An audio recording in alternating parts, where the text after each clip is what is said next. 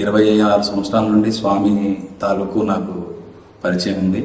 స్వామి అంటే మొట్టమొదట మా మామయ్య గారు, మా అత్తయ్య గారు వాళ్ళు స్వామి డివోటీస్. వాళ్ళు మా అమ్మమ్మ నాన్నని కూడా వాళ్ళు ఆ స్వామికి పరిచయం చేశారు.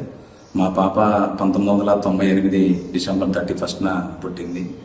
అప్పుడు పాప పుట్టినరోజున 99లో ఫస్ట్ బర్త్డే చేసేటప్పుడు మనం కూడా స్వామివారిని ఆహ్వానించి మన ఇంట్లో భజన పెట్టుకున్నాం.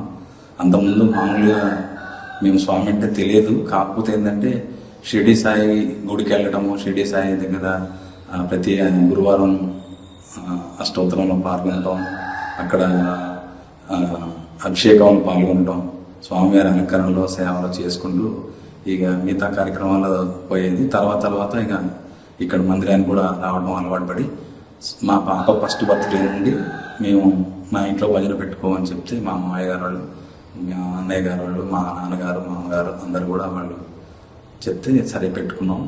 అలా ప్రతి సంవత్సరం కూడా కంపల్సరీ ఒక సంవత్సరంలో ఒకసారైనా స్వామి మా ఇంటికి మేము స్వామిని ఆహ్వానించి మా ఇంట్లో భజన పెట్టి మాకు అనుకూలమైన సమయంలో మా వీలైనంతగా మేము చేసుకొని అందరిని పిలిచి ఏర్పాటు చేసేవాళ్ళం.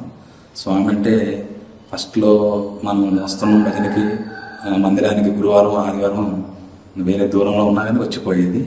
ఇక తర్వాత ఈ స్వామి దగ్గరలోనే స్వామి అనుగ్రహ ఆశీస్సులతో ఒక ప్లాట్ కొనుక్కోవడం జరిగింది. ఆ ప్లాట్ కూడా ఆయన దయలోనే ఇక్కడ మాకు ఏర్పాటైంది.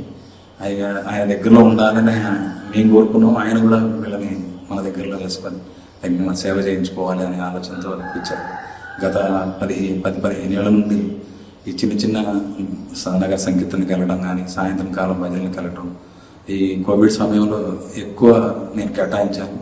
స్వామివారి సేవ చేసుకోవాలని గవర్నమెంట్ ఆసుపత్రుల్లో కూరగాయలు తరిగే సేవ, తర్వాత అన్నం ప్రిపరేషన్, స్వామి ప్రసాదం ప్రిపరేషన్ చేయడం కానీ, తర్వాత కోవిడ్ టైంలో ప్రతి ఇంటికి సుమారు కోవిడ్ వచ్చిన వాళ్ళకి 66 మందికి నేనే బండి మీద వెళ్ళి చేతికి గ్లౌజులు వేసుకొని, కళ్ళజోడు పెట్టుకొని, ఫుల్ షర్ట్ వేసుకొని, టోపీ పెట్టుకొని, నాకు రాకుండా వాళ్ళకి ఇంటింటికి వెళ్ళి స్వామి ప్రసాదం గేట్ దగ్గర వెళ్ళి వాళ్ళకి బెల్లు కొట్టి గేట్ దగ్గర వాళ్ళకి అందజేయడం జరిగింది.